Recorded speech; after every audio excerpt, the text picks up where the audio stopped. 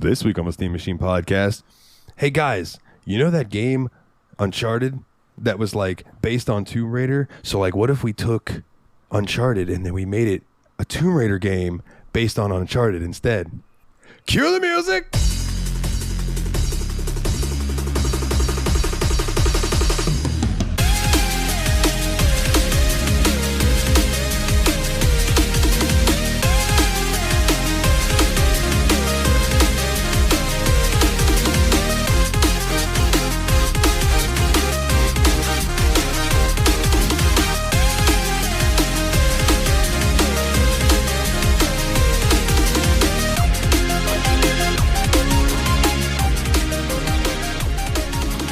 Hey everybody, and welcome back to this week's episode of the Steam Machine Podcast. Actually, this New Year's first episode. My name is Dalton, and joining me as always, Happy 2023. I've been Destructo Bros. Happy 2023. This is Nate. This is Billy. How you doing? Boys, it's been a while since we have sat down at our proverbial round table and had a discussion. How you doing? Let's start with Nate. How you doing, buddy? Yeah, I'm good, man. Like, it's been a kind of a whirlwind since the last episode because, like, we recorded like way well before the episode came out last, like for the Steamy Awards episode. Part of that was due to the fact that I was having surgery on December 27th on my ear. So just so everybody knows, that went well, and so I'm recovered from that at this point. Can only hear out of one ear at this point, but you know. Sometimes that's how it goes. At least I can hear something. Yeah. I can record this podcast with my dudes, so that's good. But other than that, you know, I've just been starting in on this year, playing some more video games. I'm sure Willie will want to talk about Kirby and the Forgotten Land a bit. But like, I started on Chrono Trigger in earnest finally. So I've been making a lot of progress on that, and it's a really good game. Like, you know, out of all the Super Nintendo RPGs I've played, shots fired, I think this is my number 2 at the moment. Considering where I am in it. Number 2 after Final Fantasy 4? Oh, I was going to say after one of the Dragon Quests, but then I remember they came out on NES and Super Nintendo. So yeah, Final Fantasy 5 and 6 were the SNES exclusives, and neither of them came Dragon out. Quest, yeah, unfortunate. But I would like to play those now. I haven't got. Yeah, you're good. I haven't had the chance to play those yet, but we'll get to those at some point. I got you. I got fan translations all day. Bro, they came out on the DS. I'm good. Oh, fair enough. So, yeah. So, like, Chrono Trigger's been really good. Like, I always heard, you know, this is the best RPG from its time. Like, I do agree that it's better than some other SNES RPGs that people really love, like Mario RPG and Final Fantasy VI. Yeah. Jam just took 2 shots in 6 seconds. They're all Square games. Who am I offending? One just happens to be better than the others. Yeah. So. Yeah. No, I mean, I agree. I think that I do really think it may be the best of the... I honestly, like, I have told people before, I think Chrono Trigger is the best Final Fantasy game. I mean, dude, I think it's got one of the most interesting battle mechanics on the Super Nintendo. You know, until you start diving into things like Tales of Phantasia and Star Ocean, which changed it up a little more. Yeah. But still, like that, you know, you see the enemy on the screen, boom, you're right there, you're into it. Like, that was ahead of its time, in my opinion. Yeah. Plus, the Toriyama art style never hurts anything. Oh, hell yeah, dude. He's so great at monster design. It's like crazy. I'm not going to say half the reason, but a good chunk of the reason why Dragon Quest is so good is because of Toriyama. I mean, let's be real. Yeah, for sure. I mean, that you just can't beat that art style. Well, for what close. It is, for a JRPG, I don't think you can beat that art style personally. Yeah. I'll say it's a near and dear close second to my heart. We know you like Persona. I do really like the Persona art style in all of the Persona games. Like, I just really like that art style. But that's Atlas and Sega. Yeah, it's a whole other world. And I plan on starting Persona 5 because that is our New Year's resolution for the Steam Machine Podcast is to play Persona 5. I will be starting that once I beat Chrono Trigger. Nice. Yeah. I haven't started on it yet either, but I'm going to be getting the first steps into it pretty soon, I feel like. What surprised me was on Yab's Pod that it was revealed to me that Jeremy has started playing it on Xbox Game Pass. And I was like, what? See, the thing though is, I feel like Jeremy's just gonna play it just to say bad things about it and actually have his opinions, just to piss you off on episodes of Yab Spot. And I am absolutely sure, because I asked him, I was like, what do you think so far? He's like, oh, it's kind of boring. And I was like, how far are you in it? And he told me, and I'm like, okay, well, you're still in like the tutorial month. Like the first month of the game is like the tutorial area. And then when you get out of that, the game slowly starts to open up more until you can do whatever you want for the most part. But I was like, you motherfucker, don't even. I know. I'm just waiting for that explosion of emotions on an upcoming episode of Yab Spot. That'll be the straw that broke the camel's back. All the things that he's pissed me off about. that'll be the one that just drives me over the edge. But yeah, I've got to say that Kirby and the Forgotten Lands has been just a fantastic game. Like, holy shit, I've played the hell out of this game for a while, and I'm only at like 70-ish% completion at this point. And oh my god, I seriously I want to continue getting into it and getting back into not only the main, like, there's stuff in the main area and then there's new levels too. Like, it's crazy how much stuff is still there in the post game, and yet you still feel like there's stuff in the original game you still need to finish too. Like, there's just a ton of stuff. It's just a really good game. Like, it won the video game award for best family game, and now that I've been playing it, I can definitely see why. Because Willie and me kind of decided to start playing this together at the same time. We're about as far as each other in the game and everything. And like, it's kind of really cool mechanics. Like, I like how the fact that you can upgrade Kirby's copy abilities in this game. Yeah, that's really cool. Like, that you get like this fire ability, and then later on it becomes volcano fire, and then that means you can like spit a lot more fire, and then you get dragon fire, where it has like a movement ability on top of it. So every time you would pick up a fire ability in the levels, you get the new ability you would have. Like, that's just, it's really neat. It's a really well designed, fun video game. Like, the level design is great in it. And there's like a lot of just like really well hidden stuff in there, where it's just like you had to poke around the edges of the level and figure out, where have I missed something. Would you recommend it as a game for somebody who hasn't played a Kirby game in a very long time, other than that one little free one that's on Switch when the Switch first came out? I liked that. It was cute. Yeah, no, it was a free-to-play game. This is a very fully fleshed out video game that I feel like it almost... It's hard for me to say this, but it might be my favorite Kirby game at this point. Like, because like Kirby's Adventure, like on the NES, is like an absolute masterpiece. And I contend that if Kirby's Adventure came out on the SNES, it would have been a masterpiece on the SNES. It's that good of a game. And I feel like this game holds down that legacy extremely well. Now, is this the one that has the mouth car thing? Yeah. Yeah. Okay, that shit's hilarious. I love it. It's so funny, dude. Like, like the moment like they started announcing that this game was coming out, because I remember I was like, it's cool, a new Kirby game. The moment they showed mouth car mode is when I was like, oh, this is going to be a good video game. Yeah. And I was right. It's a very good video game. Get mouth car mode. That is tremendous. What else you been up to, Will? Or is that what you wanted to touch on? Anything else? That's basically it, yeah. Well, for me, for starters, this weekend's my birthday. Yay! Hey! I'll be 31. Birthday! And Friday, Megan... Happy 69th Thank you for my birthday. 69th birthday. Well, we're all 23 in another world. But Megan's got... a season pass and a free ticket to Busch Gardens, so we're going to go do that Friday. Sweet. And then Saturday, and I'm going to glance at her. I don't know what we're doing, but she's got something planned.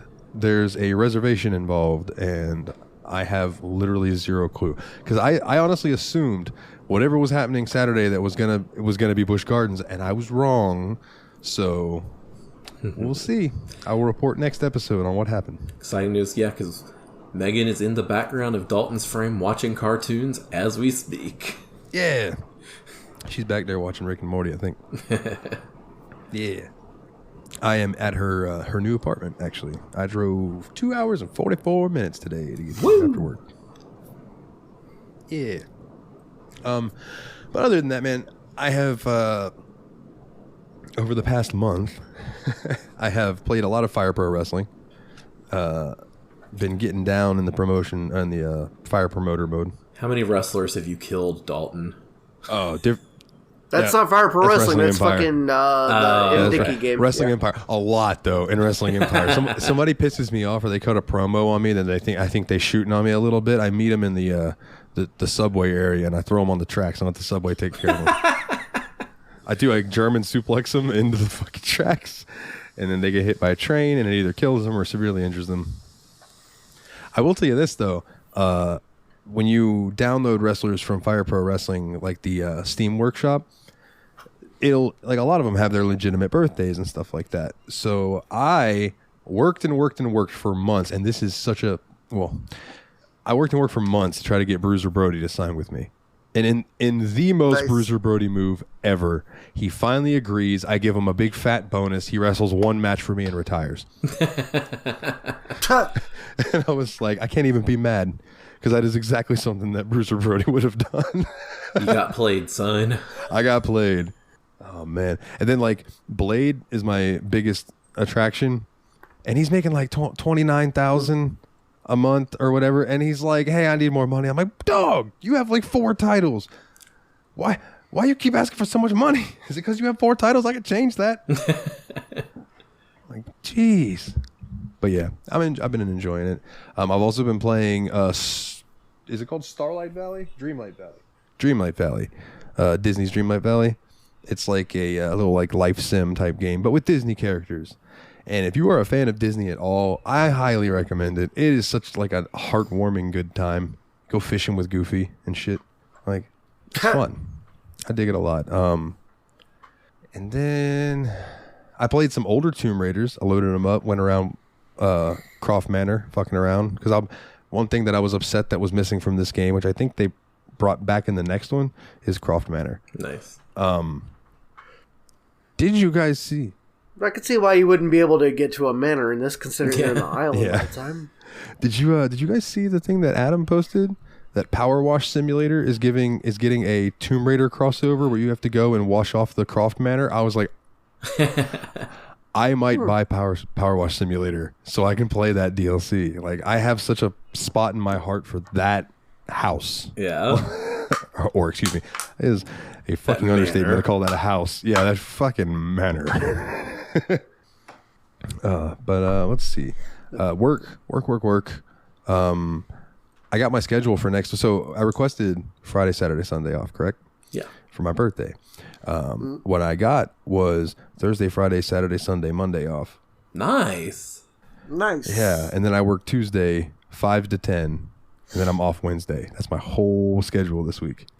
It's good to take a breather like that, man. I'm glad you got that. She well, see, I'm trying to look at it that way, because she pulled me in the office today and was asking me like, "Has everything been all right with you? You haven't been yourself lately." And I was just like, stress. Like, that's just easy answer. Is the truth. I've just been stressed, and so we sat there. We talked for a few minutes. Found out that one of my shift leads, Brandy, she's leaving, so I don't care if I name her, threw me under the bus about something. So I was like, oh, by the way, did she tell you that when I called her to let her know that my truck was fucked up and was going to take me another day to get home, so I couldn't make it? Did she tell you that she cussed me out for it? Because she did. So I was like, yeah, let me, you can come join me under these tires, lady. But so then I also was told that I have resting dick face, basically, and that I needed to not have a scowl on my face all the time. Oh goodness! So yeah, it was a great meeting, especially when I was going in there. I was thinking like, so yesterday and today she put up a post, like a little page that just said, I am hiring in store for a shift lead position. If you would like this position, please apply. Have these requirements, yada yada yada. I had just been told like, hey, you're going to get that position. Like, you've been, working hard. And then, so that was before me being stressed and being over my fucking job. So apparently now it's people were applying for it. Now, the way the page was worded, let me pull this up real quick. I'll run through it real quick, I promise, and then we can get to the game, because I know Willie and I are both tired. But Sleepy boys. It's fun. He's sleepy boys. Hold on, I sent the picture to... Oh, I thought I sent it to Megan. Did I send it to Jeremy?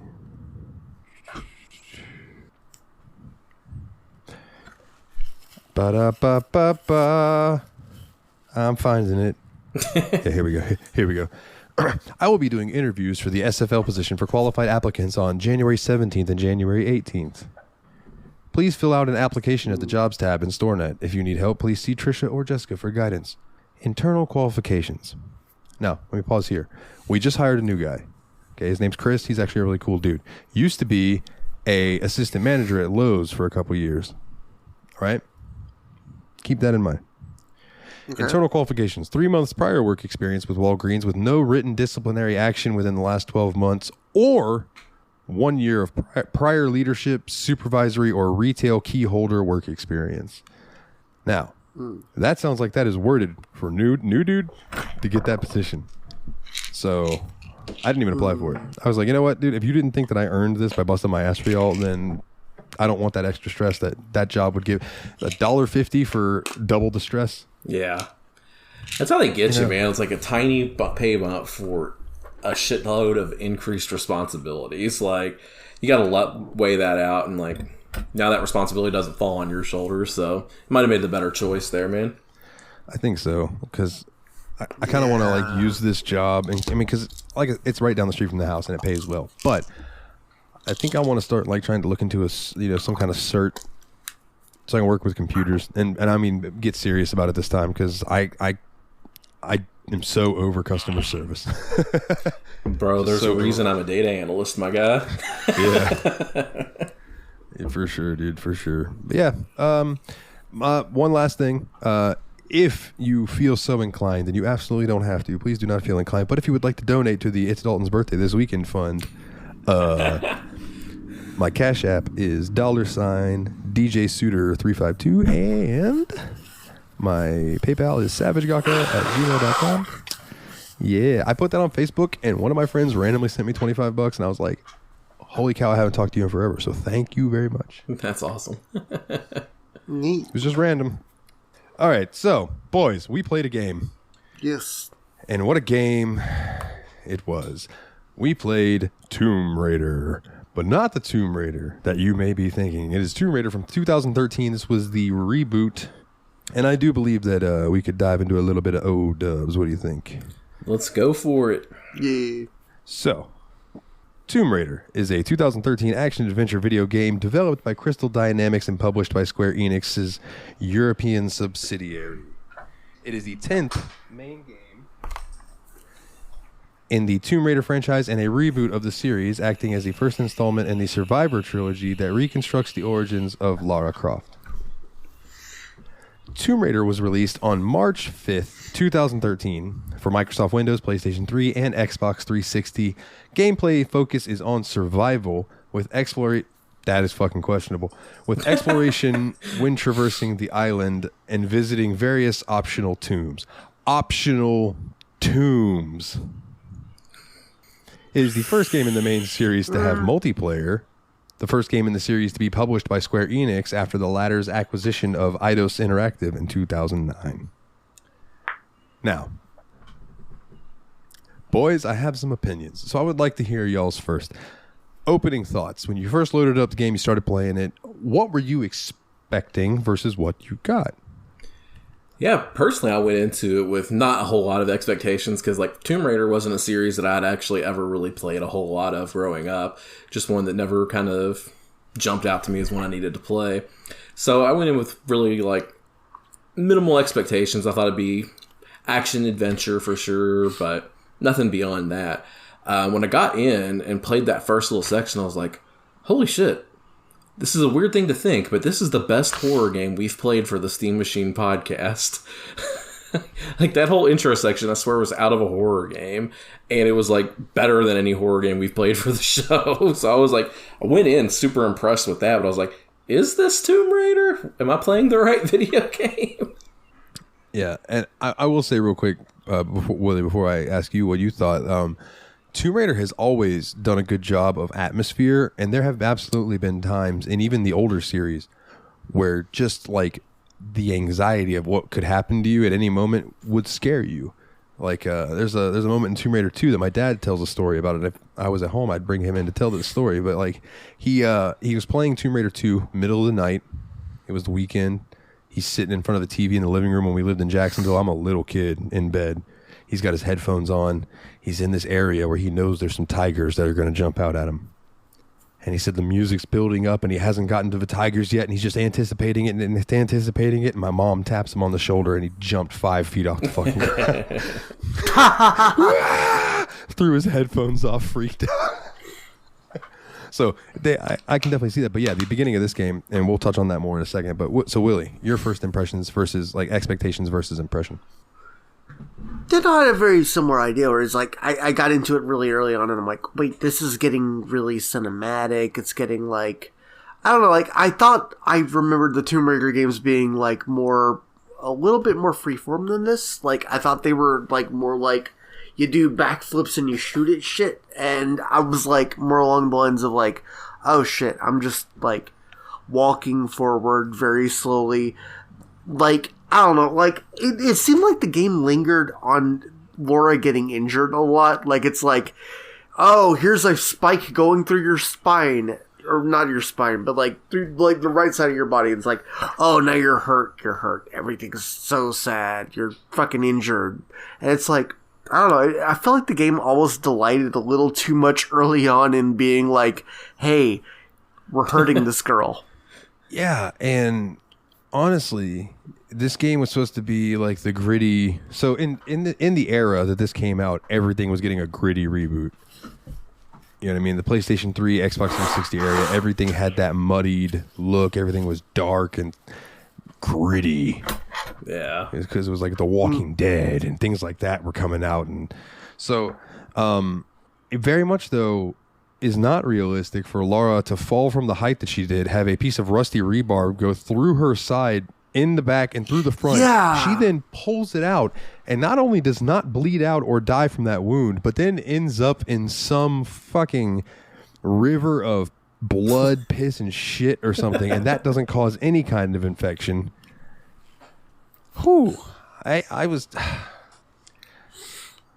They wanted to get, like, really, like, oh, well, this is difficult. This is hard. This is scary. This is hardcore and realistic. And it's like, y'all know that, like, you would be dying of septic shock by now if you went through this, right? And something that I think I heard Nate say in the chat was that this game seems to take itself really seriously for being a Tomb Raider game. And I was glad that he said that, because I was like, dude, yes, because the very first Tomb Raider game, you're in a tomb, you're running around, and all of a sudden a fucking T-Rex comes out of nowhere, and then you're in a gunfight with a T-Rex. See, that's what I want from Lara Croft. There's just shit like that in the earlier Tomb Raider games, and I get that this is supposed to be like her origin story, and what the fuck ever. But I'm gonna go ahead and throw it out there on the table, because everybody can obviously assume that I don't like this game, and that's not true. I did like this, but not as a Tomb Raider game. If you heard the intro, I think that this game was too much influenced by something that it self-influenced, because Uncharted is unabashedly like a love letter to the older Tomb Raider games in that style. They just took it and made it their own, which is why Uncharted was successful, and it's why Tomb Raider was successful. There's a reason that this reboot wasn't as successful as it could have been, and it's because instead of making another Tomb Raider game, they were like, hey, what if we took Tomb Raider and just made it like Uncharted, where everything is like one long 8-hour action movie. Like, there's no... And the fact that the tombs are optional, the game is called Tomb Raider. Not only are the tombs optional... The tombs are very, very short. It's like you solve one puzzle and the tomb is over. Like, I think I did like 4 or 5 tombs while I played. Because, they were all optional. And none of them took me more than like 10 minutes to get through. I was just like, this is the tomb? Why? I was expecting more like a Link Zelda dungeon, you know what I mean? Yeah, and that's exactly what I was hoping for too. And I'll tell you, the first one that I came to that gave me some trouble, because I did have one of them that gave me some trouble, was the one where you go into, it was like that big tall tower with all the wind going by, and you had to raise that platform, or you had to shut the shutters, raise that platform, and then wait at the perfect time, run, jump on the platform as it swung up so that you could jump and attach yourself to the wall on the other side. Yeah. The timing of that took me a while, but once I did that, I was like, holy shit, what else is this thing gonna throw at me? Do I need to come back later? And I got to where like I shimmied around, dropped down, and it was over. Yeah. Like, really? Yeah, because like Really? it wasn't hard. It was just awkward timing puzzle, because like that one in particular is one I was think of a lot too, because like it wasn't like a difficulty thing. It was like a just guess the game's timing of what it wants you to do here. Yeah. Yeah, and you had and this game does have bat vision. I mean, survivor vision, where you can, and you have to be standing still, which is what it is. But I guess it helps for hunting boar and things like that when you need to cook meat. Did either of you like find it necessary to do any hunting? No, I think it. No, I don't think really. it was necessary at all. I think it was just another way to farm experience points. Honestly, I think they kind of posed it early on in the game. It was like, this is something you're going to have to do throughout the game, is kill a deer and skin it and eat it. But you could probably not do that one time after doing it for the story purpose of that first one, and nothing would happen. Yeah, like after that, there were like a few times that I'm like, oh, look, a boar, and I would shoot it with my bow or something, and that was it. Like, but I never felt the need to go like seek out something to kill and eat. No, I don't think there was any need in the game for it. So let's try to talk about some positives of the game. The game looks good. Yeah, I turned it up to PC. ultra high on mine, and I thought it looked pretty damn good for a game that came out in 2013, for sure. Yeah, for sure. And honestly, the gunplay and the battle, like the fighting mechanics, is good for what it is. Does get repetitive in my opinion, but the aiming and stuff at least was like she aimed where I wanted her to. I will say, some of the older Tomb Raiders was not always what happened.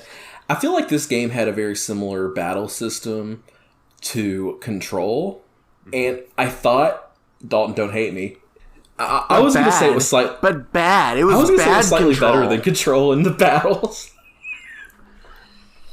I don't know. I really had a very bad time, like, pointing my weapons at things in this game. I didn't enjoy it at The only time all. it bothered me... Like, I've tried to play more of a stealth game, because, like, you know, you could sneak up on the enemies before they even knew you were there. So, like, I actually kind of enjoyed sneaking up, and...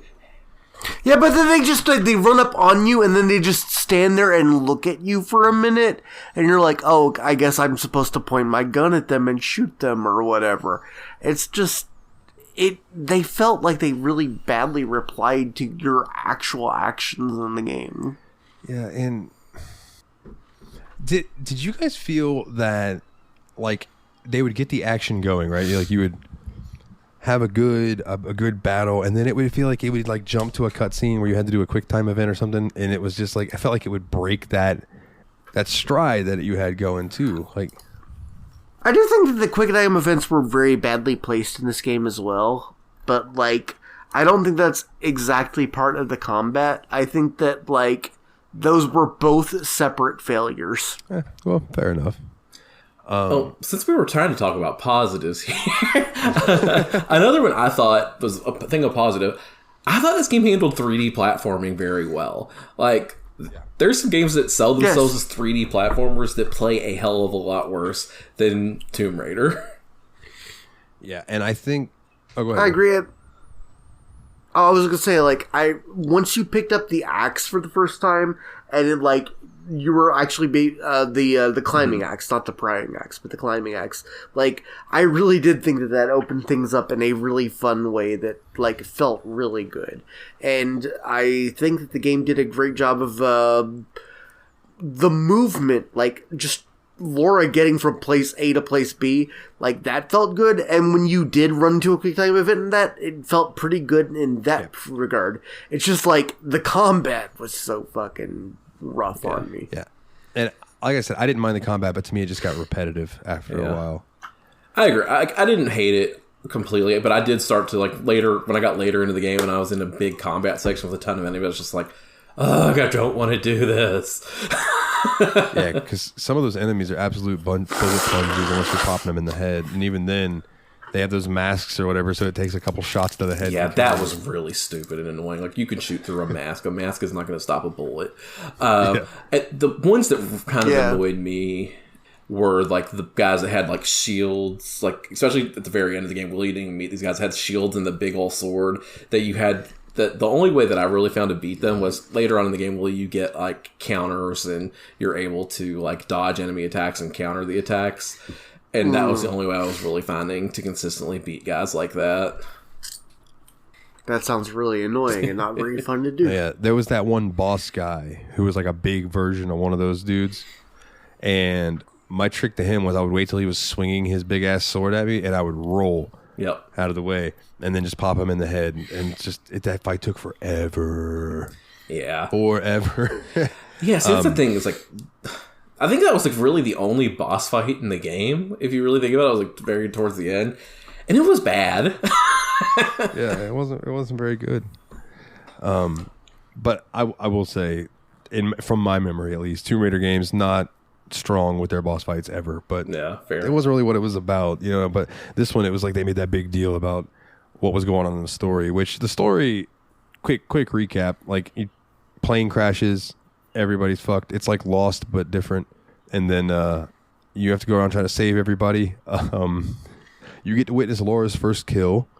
And I will say that they do throw in the moment that I thought was really cool where you get to see Laura pick up her dad's pistol.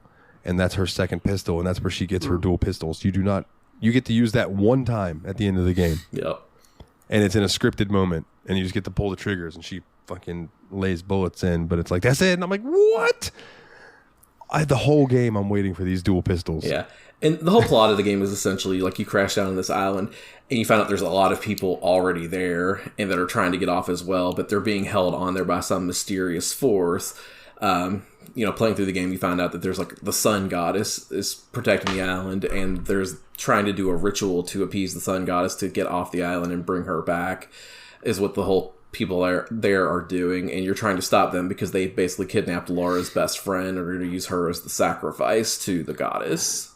The vessel.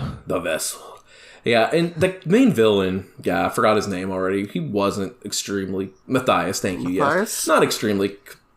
Oh, is he the main villain? Because he's the guy you meet 1 second into the game, and he's obviously the main villain the moment you meet him. Yeah. Cool. Okay, this sucks. And then, so, I'm trying to remember how far you got. And then the one character that you think is probably going to end up betraying you, that's the character that betrays you. Absolutely betrays you. Yep. Okay, cool. Yeah, 100%. Like, and then, you could see it coming a mile away. Yeah, and because we're not going to go into plot details, because that was pretty much a plot summary of the game. You're trying to stop this ritual from happening and save your friend and find a way off the island. I think there's a total of 4 survivors from your original crew, including Laura. So, like, the main cool professor guy that was her dad's friend ended up dying and all that kind of stuff. Just, like, anything they can do to try to trigger any kind of emotional response from you is what they go for. It like you said, this is an 8-hour-long, poorly scripted action movie, essentially. Like, I think this could have done better as a television series on AMC running alongside The Walking Dead. Yeah. I agree with that. And also, like, I don't know where they got this idea to make all of the death scenes for Lara, fucking brutal. Did you see some, like, when you're in the river and that fucking jagged piece of wood goes through her chin and out the top of her head? Like, yeah. Like, oh my God. Yeah, I felt like someone was getting a little bit too into those kills. My opinion, the game in general, is I felt like they were just trying too hard in a lot of ways, story regards. The thing that could have made this game a lot better, in my opinion, is just having an ounce of levity anywhere in the game. It is a game that took itself way too seriously the entire time. Like, this was Tomb Raider. It's meant to be kind of silly. They... Like Dalton said earlier, this was the area of gritty reboots, and that is exactly what they went for.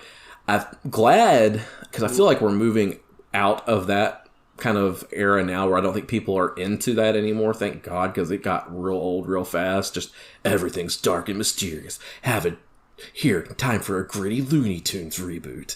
You knew it was coming if it lasted long enough. So it is on Bugs Bunny. Lunas Tunis. So yeah, I'm glad that era kind of died down, and it's a bummer that this did come out in that era, because I think 5 years after this, it would have been a better scripted game. I just, being someone who, like I said, I have, and again, nostalgia goggles fully on for the original Tomb Raider games. I admit that. But they were just so unique in their own sense of like what they were doing, their style. No other games were really like that I can remember that I played back then. And then to play this game, and this just made me think of Uncharted, not Tomb Raider. That bothered me. Yeah. I'm like... Yeah, it felt like there were 3 different fucking stories that wanted to get themselves out in this game. Like, the idea of Lara Croft learning to survive on her own was one thing. The idea of this, like, weird, like, cult fucking story, this was the worst part of the game by far. Like, seriously, the cult of, like, the basic Himiko cult or whatever, it sucked. It wasn't fun. It wasn't interesting. It was nothing.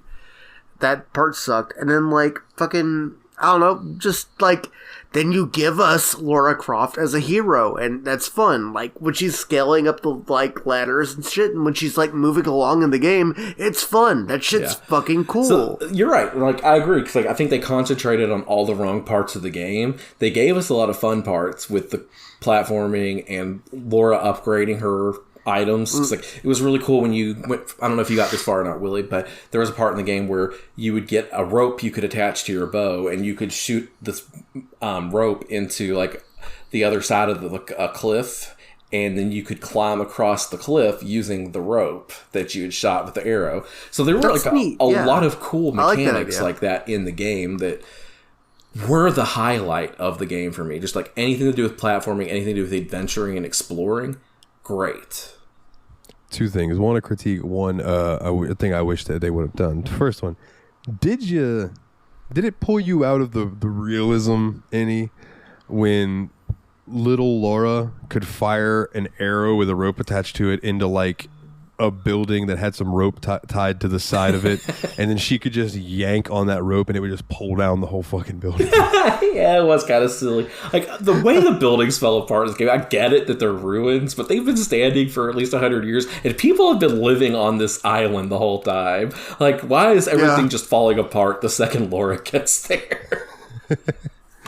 Yeah, and Lord help her if she needs to cross a bridge. I don't think I crossed one bridge without something fucking falling apart. Like, it was ridiculous. Yeah. But then I would like to, like, with this same style of gameplay and maneuverability, I would have loved a more open world-esque style game, but not like locked on this little island with this story going on. It's like, dude, give me like, you're Lara Croft. You are now near Machu Picchu, and there's all of these places for you to explore and go find. You have this little open world. Go in there and be Lara Croft. Like that. That would give me boners. 2 of them. I think, and this is my opinion on it, that the approach for like a Tomb Raider game that I think would be good would be a lot more like Breath of the Wild, where with the caveat that there are less, you know, the little tombs, but like just a few, well, maybe a bunch of big tombs that Laura could explore and find the stuff in, because I just think that she has the maneuverability and moveset to do anything that Link could have done in Breath of the Wild, and it would be a really interesting way to use her mechanics in a way that didn't feel like forced shitty combat. Yeah, like give me a tomb that takes me 2 hours, not 5 minutes. Yeah. The fact that I can load up Skyrim and go have a more akin relation to the original Tomb Raider games than I can this Tomb Raider game just makes me very sad. Yeah, very sad.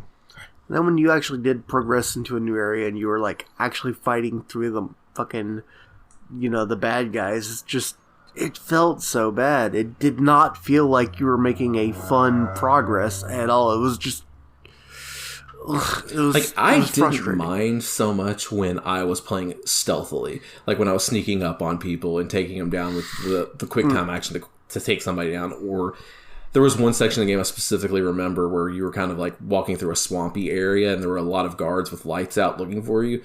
No one ever saw me. I just came up behind them where I'd shoot them with an arrow from like 50 yards away. Like that was really cool and fun for me. But like you said, anytime where it was like actually just head-on combat with anybody, it kind of sucked. And here's another thing I thought was weird about the battle mechanics. We keep coming back to it because there's so much weird about it, honestly, was the fact that you don't really like have a health bar or anything like that in this game. You can take a few hits, is essentially what can happen. But if you can find a place to hide, Laura just recovers. Like, you can like shoot for a little bit, hide behind something, and if nothing hits you for a while, you go back basically to full health if you just hide for a few seconds. So like I thought that was kind of scuffed. So that is straight out of Uncharted. Yeah, that's how it works in Uncharted as well. And here's the canonical explanation of that in Uncharted. The more you get hit, quote unquote, with bullets, the screen starts to go almost black and white, right? And then when it finally goes full black and white, Nathan Drake dies. What that symbolizes is all those bullets are barely grazing him and missing him. And then when you finally, when you die, that was your luck running out, and you finally got hit with a bullet that killed you. And that's okay. That makes a lot of sense. That's the explanation for it. but there is no explanation like that for Lara Croft. No, she can take rusty rebarb straight through her, no problem. Wade through some piss and shit, no fine, no infection. Yeah. I mean, yeah, like I don't really know how much more I have to say about the game itself because, like, I think we've kind of covered it. Like, I think I probably liked this more than Willie. I'll say that much. I might have liked it more than Dalton. We'll see when we get to the score ratings, but yeah. I'll give it credit for being fun to play, but it just didn't hold me. It didn't stick with me. But I did enjoy climbing around and jumping and, climbing ropes and all that. The problem for me, though, is like if I were not playing this game for the show, I don't know that I would have made it far enough to get to some of that more fun platforming that I was describing. Because I probably would have like played like 3 or 4 hours of like, yeah, I think I'm about done with this one and moved on to the next thing. But because we had some time, I was like, yeah, I'm going to try to go ahead and power through and beat this one. I don't regret it, but I could have played more Chrono Trigger. Yeah, I feel that, man. Well then, you boys want to jump into ratings? Yeah, I'm down skis. Yeah, definitely. All right, well then, let's start with who's probably going to give it the lowest score. Willie, what are you going to give this game? Look, I mean, there's a lot of fun stuff in this game. Like, I did enjoy traversing the island to some extent. I really enjoyed, like, there's a lot of little fun things, like the animations. Like, I liked that when you did a zip line, Laura would, like, put the bow down to, like, slide down. Like, that was cool. Like, there's a lot of immersion to this game. Like, I just thought that the moment it became combative in any way, it fucking failed. And I'm just gonna give this a 6.5. Okay. All right. Nate, what about you, bud? Yeah, I mean, I pretty much agree with all that. Like, and I think, like I said, what the saving grace for this game for me was like the fun platforming mechanics and all of that. I thought Willie was going to go quite a bit lower than that, TBH. I'm actually giving it a 7. I thought it was decent, but I don't think it's one that I'll ever pick up again, and I'm probably not going to pick up the sequels for that reason until we get it for the show. Yeah, and I mean, we all have the sequels, obviously on Epic. We all thank you, Epic, for giving those to us for free. But yeah, I mean, from all things that I've read, Rise of a Tomb Raider, the second game, is the best in that trilogy. Basically, I've read that the first game played like a long tutorial. The second game is really, really, really good. The third game is a tedious nightmare. Is what I've heard. So, maybe we never get to Shadow of the Tomb Raider, but who knows? Okay. So again, I'm judging this 2 ways, and I'm going to average it. Okay. Judging this as a strictly just an action game, go in, try to blast some shit, have fun, I'd probably give it like an 8, right? Because it's solid. As a Tomb Raider game, I would probably give this like a 4. Oh, Maybe a 5. So I'll be generous, and I'm going to agree with Willie that this gets a 6.5. I did give it the highest score at a 7. Though that's one of our worst ratings we've given in a long time, fellas. And that pains me because it's really not a bad game. It's just not what it needed to be. No, it just doesn't do what it needs to do. Like, there's a lot of good game in this game. There's also a lot of crappy game in this game. Yeah. Yeah. Unfortunate. Well then, I believe it's was a fan question time. Yeah, let's jump right into those questions. All right. So, first one coming up from Kana, who just missed the last cutoff for the episode we did for the Steamy Awards. What are your thoughts on the Steam Deck? I think it's super cool. I would like to get one eventually to test its potential for emulation and things like that. But as of right now, it's a bit just out of my price range. Yeah. I like the idea of the Steam Deck a lot. But my thing with it is I have a Nintendo Switch, right? And that's the handheld system I have, and it works great for that purpose. But what I found is, even though I have the Switch as a handheld, I still play docked 90% of the time I play Switch. So I'm like, I already have a PC. Like, if I got the Steam Deck, I don't know that I would use it very often. I think it's really cool, and it's great for anybody that wants it. I just think I'm more of a sit down in front of a monitor or TV and play my video games kind of guy. Yeah, I think that's also where I'm at, too. I don't see where it would be a value add for me because I don't really play, handheld. It's just not something I really do, you know? Yeah, I think it's good for people who travel or maybe people who enjoy PC gaming, but maybe they don't necessarily like sitting at their PC all day, so they go lounge on the couch and play that. But yeah, I don't know. Yeah, like I said, I'd like to get it for emulation purposes, but as far as using it to play Steam game. Yeah. Yeah. All right. So our next question comes in from the villain himself, Jezza. Who would you ship Lara Croft with from the video game world? I have an answer, and I will accept no questions for my answer.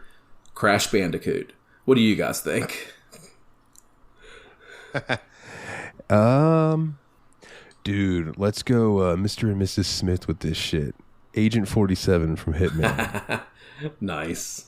What about you, Will? Who would you put Lara Croft in a relationship with? The Sandman? Mr. Sandman, bring me some sand.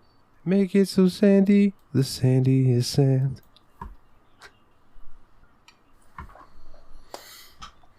I'm not going to lie. Truncate Silence is going to take this out, but I was absolutely immediately expecting Duke Nukem or Doom Guy.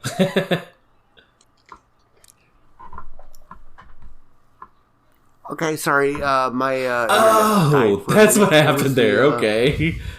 Okay. So the question was, who would you ship Lara Croft with from the video game world? I said Crash Bandicoot. And I said okay, nice I free said PlayStation. Agent 47. Agent 47, Hitman. Okay. Well, clearly it would have to be Pierce Brosnan. Dude, that's a good answer. I love that one. Hell yeah. I'm down with that. I am proud of none of us said Nathan Drake. I would have been upset if any of us did, honestly. Yeah. It's that's the obvious answer. It's too obvious. All right. So for this question, this also comes in from Adam.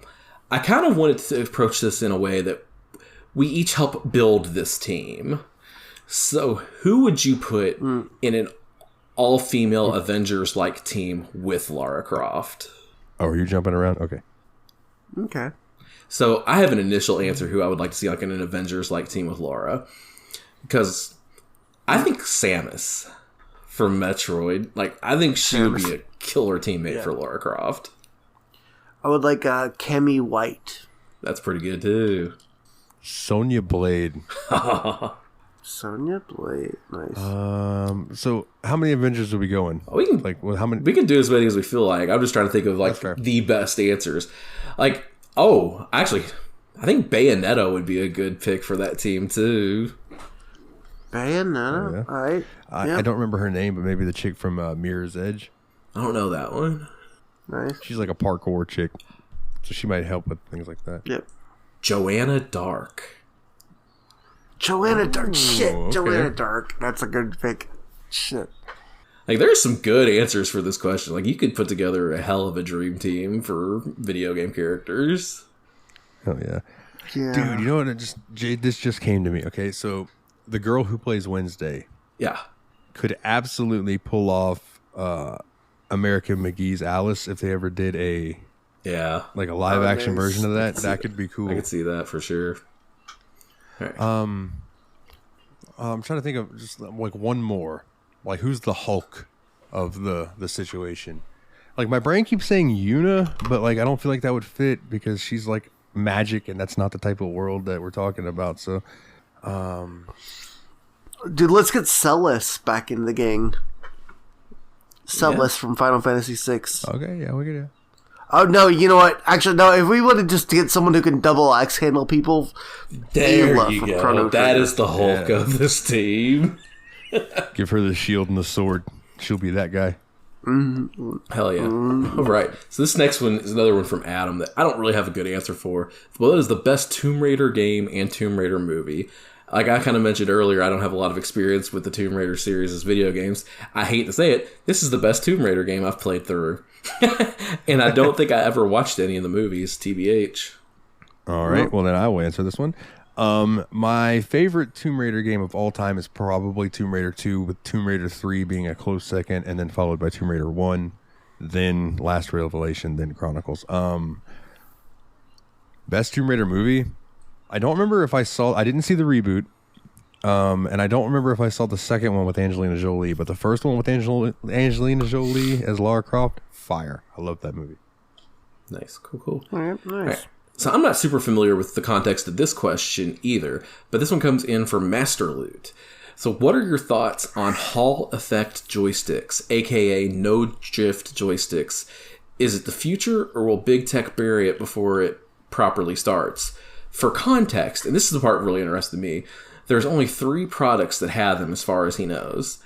The Dreamcast controller, the Gillikit King Kong Pro 2, which I'm not familiar with at all, and then the Steam Deck joystick module. So if the idea of this is it's a joystick that doesn't end up with the bad drift like, say, Joy-Cons on the Switch, I would hope it's the future. I can see where you would think they'd want to bury it because then replacements become less necessary in the long run. But if they're already implementing this on something as...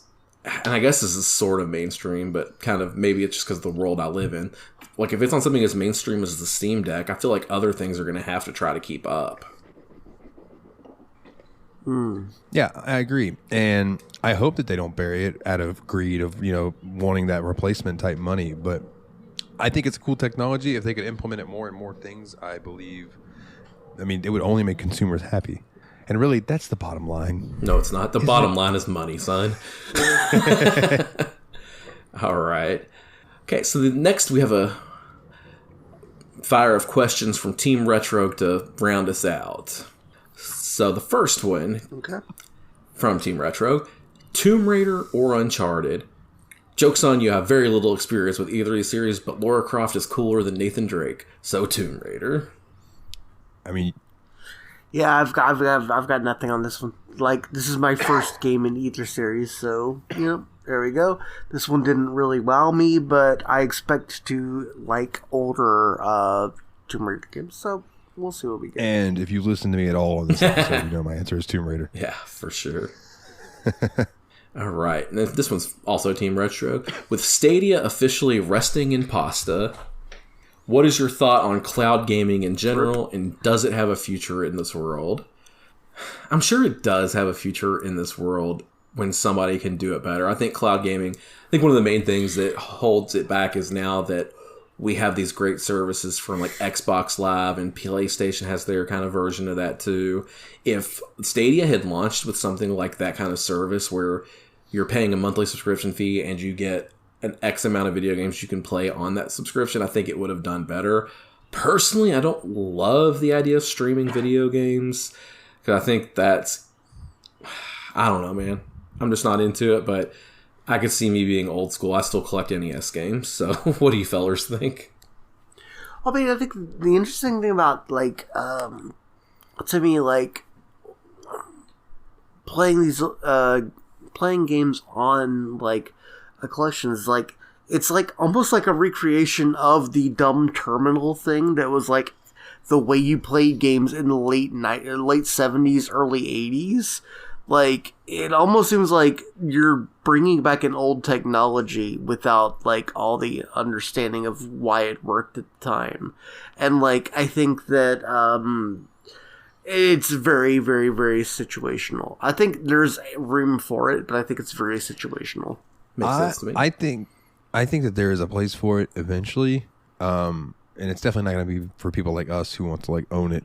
Would be it physical or own the digital rights to it or what, whatever the fuck. But my thing was Stadia. You could stream it at 1080p or you could stream it at 4K. If you streamed it at 4K and you had a internet cap, you could burn through your entire month's internet cap in like a day.